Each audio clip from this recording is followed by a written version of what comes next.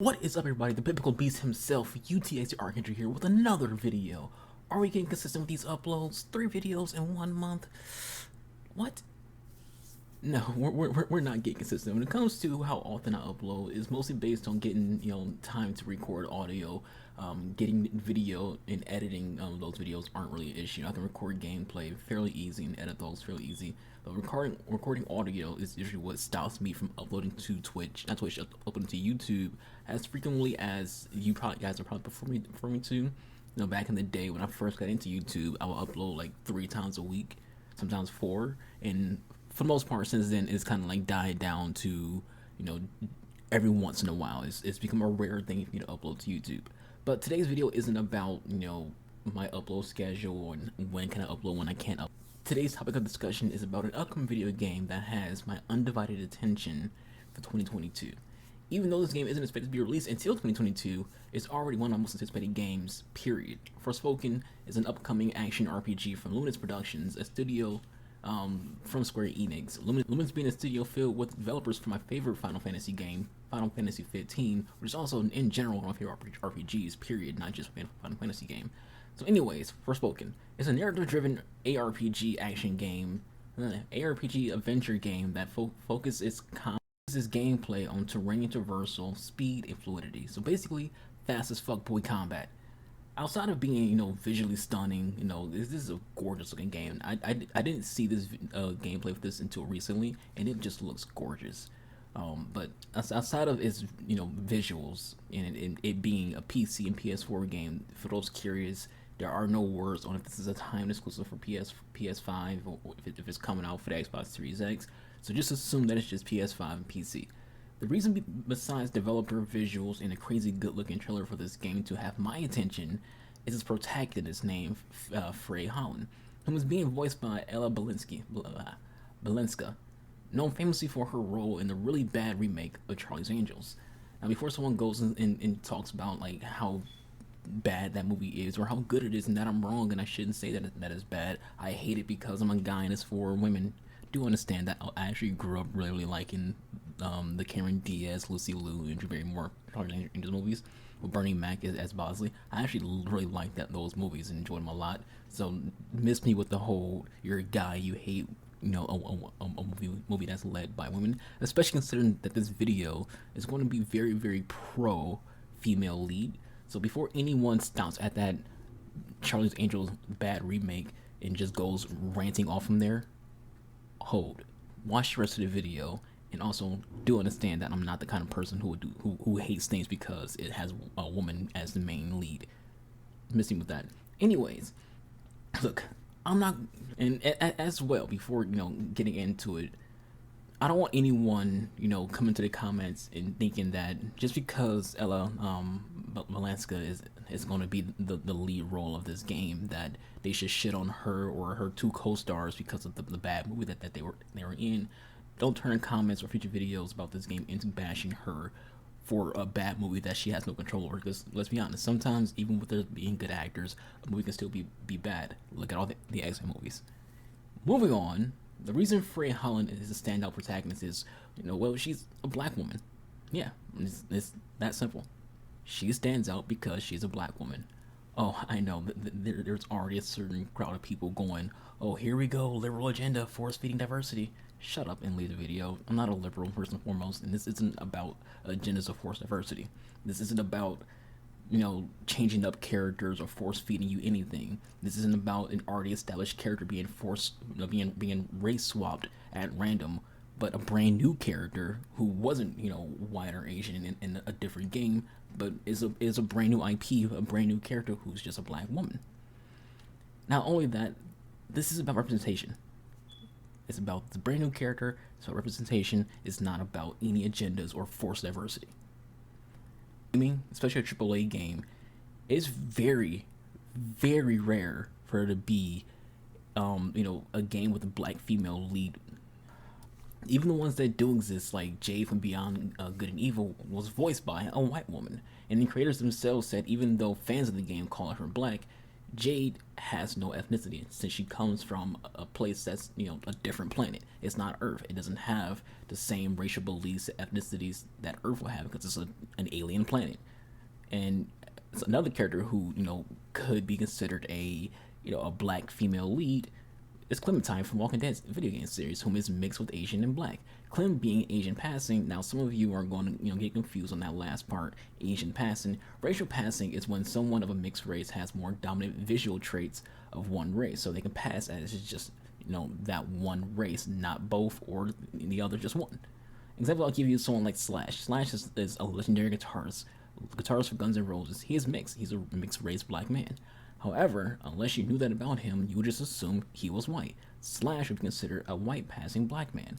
I have a friend who shared an article recently on Facebook about being a white passing Asian American. That friend, being someone who's Asian, but doesn't have noticeable Asian traits, so she connected with that article a lot. She passes as her father's race, which I don't remember what his race is, so I'm not going to spread too much about her background because it's not my business. It's not your business. This is her. I'm using her as an example because she felt connected to an article about racial passing. Outside of those two, finding lead characters of black women becomes very, very hard. I just named two who are main characters. One of which isn't really considered black by the creators because she's from an alien planet. Therefore, they don't have human labels. And the other being mixed race. And both are voiced by white women, so you know where this is going when it comes to how rare it is. We're going even more rare beyond that. For the most part, when it comes to black women in video games, they get pushed into being like side characters, having side roles, being co-op characters in games like Resident Evil 5 with Shiva, Perna in Dead Island, Rochelle in Left 4 Dead 4, and Maggie from Evolve. Chances are you don't remember a single one of those characters' names, with the exception maybe Shiva from Resident Evil 5 because she's right there. She's more in your face as being literally the co-character next to Chris Redfield. They weren't the main lead though, which is the point. The point of this video is black women not being the main lead, not being in the games, being the main lead. There are two more black female leads that I didn't mention. Unlike Clementine and Jade, they are more noticeably black, but suffer from the same problem as Jade and being voiced by white women. Those two characters being Aveline from Assassin's Creed Liberations, a PSP game that got ported to consoles, and Nylene from a game forgot by most, which is kind of ironic because the name of the game is Remember Me. If you don't get why that's ironic, a game that people forgot about is titled Remember Me. Anyways, both those characters also voiced by white women. So even when black women get representation as a main lead in video games, can't even be voiced by a black woman. Hell, Aveline is the daughter of an African slave, but still could be voiced by a black voice actress. Which brings us back to Forspoken, and the character Frey, whom is not only a black female main character, but also voiced by a black woman in Ella. Understand this, representation isn't forced diversity. For those that have an issue with this topic in this video, watch the video about a square living in a world filled with circles. If you still don't understand it at that point, then you are a lost cause.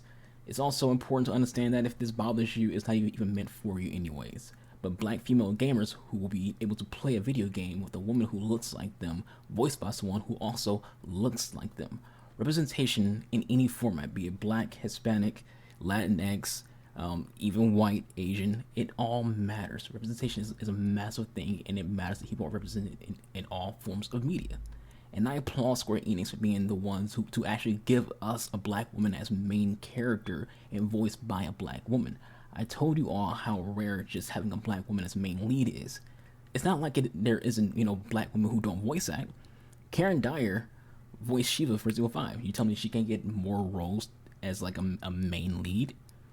Hello, Cree Summers exists, and she's a legend in voice acting. Most of us, our childhood is hearing her voice. If you don't know who Cree Summers is by name, you know her by voice because she's a legend in voice acting.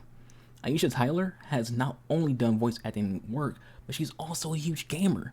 Not only that, she's been used by Ubisoft to host gaming events. If you ever watch E3 and watch a Ubisoft press conference and there's a tall black woman on the stage, that's Aisha Tyler.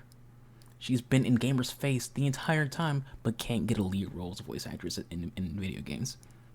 Kimberly Brooks has been involved with not just voice acting, but voicing video game characters for years. Characters like Ashley in Mass Effect, Batgirl in a lot of DC games, including Injustice, Batman Arkham City, and Batman Arkham Asylum.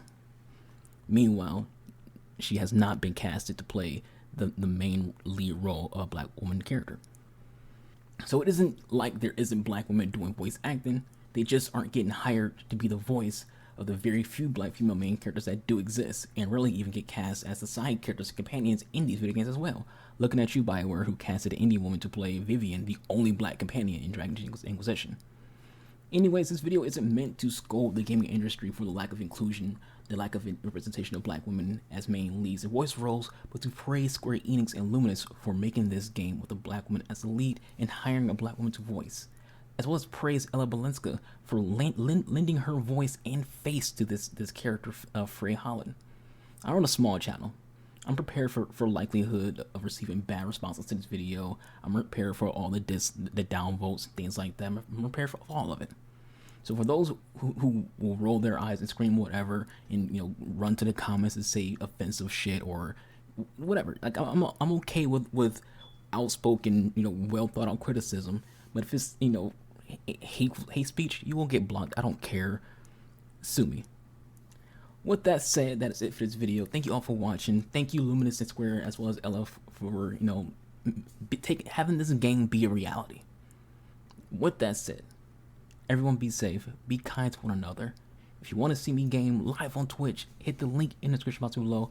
Follow me on Twitch, where I stream Monday through Thursday, 3 p.m. Eastern to 7 p.m. Eastern. I'll catch you guys on my Twitch streams. I'm there more often than YouTube. YouTube is very rare for me to upload, but Twitch, I'm always live on those days. I'll catch you guys on that side if you want to talk about anything. I've been the undiscovered talent known as the Archangel. Goodbye, good night, bang!